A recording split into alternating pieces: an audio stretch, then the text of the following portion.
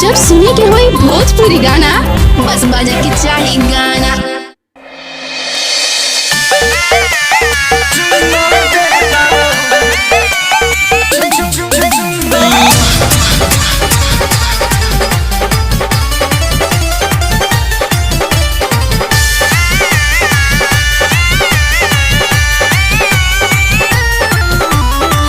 Lockdown में town से घरे जिद करता रह तो सोते के जोरे।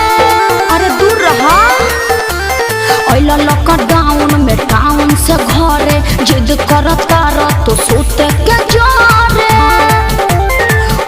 तो ठीक है कैला बाकी सुत जा भर पेट खा के।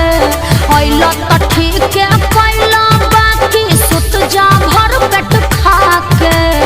अरे बुझला जानी चुम्मा देता का जानी चुम्मा देता काहे मुँह में सैनिटाइजर लगा के।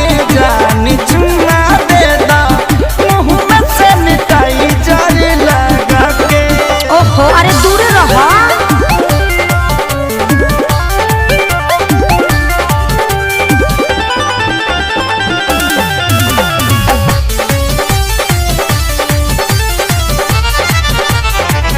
तनी छुट्टी आईनी कसहु लुका के। अच्छा कटा तरल आधा पेट खा के।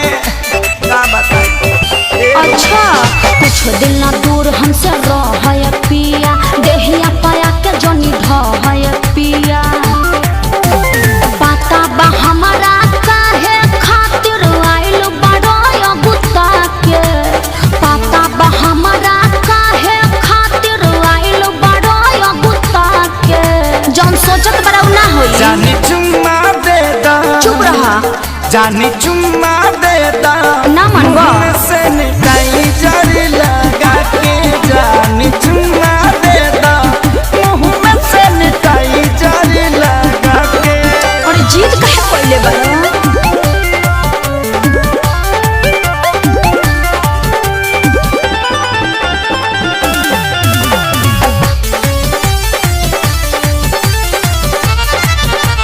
जानी सारा कार जब राखी स्कूल में 14 दिन रहे के पड़ी नियम और रूल में। हाँ तो घरहू में रूले में रह के पड़ी। मन बन बात तो खेसारी पछतैब अपने तो जैब संगे घर भर ले जैब। समझ में आइल। पवन धनंजय सोनू विकास रहायो भी डरा के। पवन धनंजय सोनू विकास रहायो भी डरा के। एगो चुम्मे के बात बना ना भगवा। जानी चुम्मा देता फेर उहे बात। धनी चुम्मा देता मुँह में सैनिटाइजर लगा के। जानी चुम्मा देता मुँह में सैनिटाइजर लगा के। लॉकडाउन में टाउन से घरे जिद करता रह तो सोते के जोरे। तो ठीक है कैला बाकी सुत जा भर पेट खा के। तो ठीक है कैला बाकी सुत जा भर पेट खा के।